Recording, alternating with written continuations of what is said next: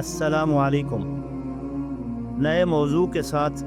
آپ کی خدمت میں حاضر ہوں۔ میرے موضوع کا عنوان ہے اہل مدارس چندہ کیوں کرتے ہیں۔ یہ شکایت نئی نہیں، بہت پرانی ہے، کیونکہ جس وقت سے مسجد اور مدرسہ کو ایک ریاستی ادارے کی حیثیت سے اور ریاستی آمدنی میں سے اپنے حقوق سے محروم کر دیا گیا ہے اور مسجد و مدرسہ نے ایک پرائیویٹ ادارے کی حیثیت اختیار کر لی ہے، تو اس وقت سے آج تک مسجد اور مدرسہ کو اپنا وجود برقرار رکھنے اور اپنا نظام چلانے کے لیے صدقہ، زکوٰۃ، قربانی کی کھالوں اور مسلمانوں سے چندہ لینے کا سہارا لینا پڑا ہے۔ تب سے یہ شکوہ زبانوں پر ہے اور مختلف طریقوں سے وقتاً فوقتاً اس کا اظہار ہوتا رہتا ہے۔ مغل حکومت کے دور میں مسجد و مدرسہ کو ریاستی ادارے کی حیثیت حاصل تھی۔ ان کے اخراجات کی ذمہ داری ریاست پر تھی۔ درس نظامی ملک کا سرکاری نصاب تعلیم تھا اور عدالتوں میں اسلامی احکام و قوانین کی عملداری تھی۔ جب اس سارے سسٹم کو 1857 کی جنگ آزادی میں مسلمانوں کی ناکامی کے بعد انگریزی سرکار نے لپیٹ کر ایک طرف رکھ دیا، تو مسلمانوں کی دینی تعلیم کے لیے دینی مدارس کو اپنے اخراجات و ضروریات کے لیے عوامی چندہ پر انحصار کرنا پڑا، اور آج بھی یہ صورتحال بدستور قائم ہے۔ دینی مدارس کے منتظمین نے معاشرہ میں دینی مدارس کا وجود قائم رکھنے کے لیے کیا کیا جتن کیے، یہ ایک الگ داستان ہے جس کی تفصیلات کی گفتگو میں گنجائش نہیں ہے۔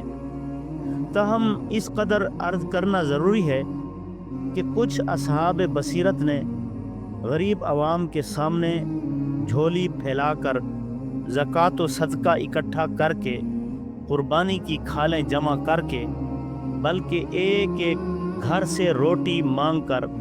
مسجد و مدرسہ کے اس نظام کو ایک طرف مولوی حافظ باری کے ذاتی معاشرتی وقار کا مسئلہ ہے، دوسری طرف مسجد و مدرسہ کے نظام کو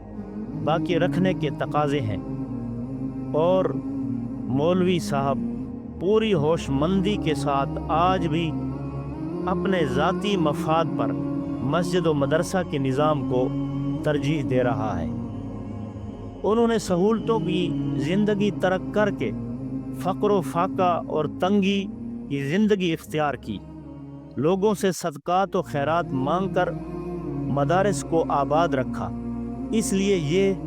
بات بلا جھجک کہی جا سکتی ہے کہ علماء کے اس طبقہ نے اپنی عزت نفس تک کی قربانی دے کر معاشرہ میں قرآن و حدیث کی تعلیم اور اسلامی عقائد و معاشرت کو برقرار رکھا، ورنہ عالم اسباب میں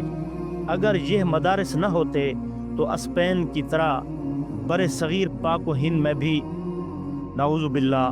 اسلام ایک قصہ پارینہ بن چکا ہوتا۔ قیام پاکستان کے بعد چاہیے تو یہ تھا کہ مساجد و مدارس کے لیے رجال کار کی فراہمی اور اسلامی علوم کی ترویج و تحفظ کی ذمہ داری ریاستی نظام تعلیم کے سپرد کر دی جاتی، لیکن ریاستی نظام تعلیم نے تو قیام پاکستان کے بعد آزادی اور ایک اسلامی ریاست کے مقاصد کے حوالے سے اس قدر مایوس کیا کہ آزاد قوموں کی تاریخ اس کی مثال پیش کرنے سے قاصر ہے۔ قیام پاکستان کے بعد ریاستی نظام تعلیم کی ذمہ داری تھی کہ وہ پاکستان کو صحیح معنوں میں اسلامی نظریاتی ریاست کی حیثیت دینے اور ایک فلاحی اسلامی معاشرہ کے قیام کے لیے فوج، بیوروکریسی، عدلیہ اور دیگر قومی شعبوں میں اسلامی تعلیم و تربیت سے بہرہ ور افراد کار مہیا کرتا۔ معاشرہ کے عام افراد کو قرآن و سنت کی ضروری تعلیم سے آراستہ کرنے کا اہتمام کرتا۔ مساجد اور دینی مکاتب کا نظام چلانے کے لیے ائمہ اور مدرسین کی فراہمی کی ذمہ داری قبول کرتا۔ اسلامی تعلیمات و احکام کو عالمی برادری کے سامنے نئے انداز و اسلوب سے پیش کرنے کے لیے اسکالر تیار کرتا اور انہیں جدید علوم اور فلسفہ کے چیلنج کا سامنا کرنے کی تربیت دیتا۔ قیام پاکستان کے قبل سے لے کر آج تک علماء کرام کی یہ بہت بڑی قربانی ہے کہ اس پرفتن اور بدترین مہنگائی کے دور میں علوم نبوت کی اشاعت اور حفاظت کے کام کو اپنی ذمہ داری سمجھ کر قلیل سے قلیل تنخواہ پر دینی مدارس میں درس و تدریس کا کام کر رہے ہیں۔ آپ کسی دینی مدرسہ میں پڑھانے والے استاد اور پاکستان کے کسی سرکاری محکمہ کے چپڑاسی کی تنخواہ کا آپس میں موازنہ کریں تو آپ کو معلوم ہوگا دینی مدرسہ میں پڑھانے والے استاد کی تنخواہ اس چپڑاسی کی تنخواہ کے نصف بھی نہیں ہوگی۔ آج اس دور میں اسلام دشمن عناصر دینی بیداری کے ان سرچشموں کو بند کرنا چاہتے ہیں اور عوام کے ساتھ ان کے اعتماد کے رشتے کو ختم کرنا، علماء کرام اور دینی مدارس کی کردار کشی اور انہیں منتشر رکھنے پر کروڑوں ڈالر خرچ کر رہے ہیں۔ فقہائے کرام کا ایک اہم اصول ہے۔ حضرت ابوبکر صدیق رضی اللہ تعالیٰ عنہ کپڑا بیچ کر گزارا کیا کرتے تھے۔ جب آپ خلیفہ بنے تو سابقہ معمول کے مطابق کپڑوں کی گٹھڑی اٹھا کر بازار کی طرف چلے۔ حضرت عمر رضی اللہ تعالیٰ عنہ نے دیکھا تو روک لیا، کہا آپ اگر کاروبار میں مصروف رہیں گے تو لوگوں کے معاملات کو کون نمٹائے گا، اس لیے آج کے بعد آپ کاروبار نہیں کریں گے اور کاروبار سلطنت کے لیے خود کو فارغ رکھیں گے۔ اس کے بعد حضرت عمر رضی اللہ تعالیٰ عنہ کی تجویز پر خلافت راشدہ کی مجلس شورا کا پہلا اجلاس ہوا، جس میں حضرت ابوبکر صدیق رضی اللہ تعالیٰ عنہ کے لیے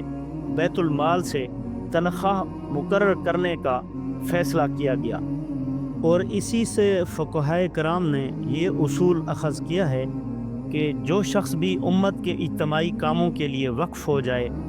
تو اس کے اخراجات اور ضروریات زندگی کی کفالت بھی ملک کے سرکاری خزانے سے ہوگی۔ چنانچہ اسی اصول کے تحت حاکم، قاضی اور فوج جو ملک کی حفاظت کرتی ہے، معلم اور امام وغیرہ حضرات کی تنخواہ سرکاری خزانے سے ہوگی، اور یہ صرف ہمارے ہاں نہیں بلکہ دنیا کے ہر نظام میں یہی اصول ہے۔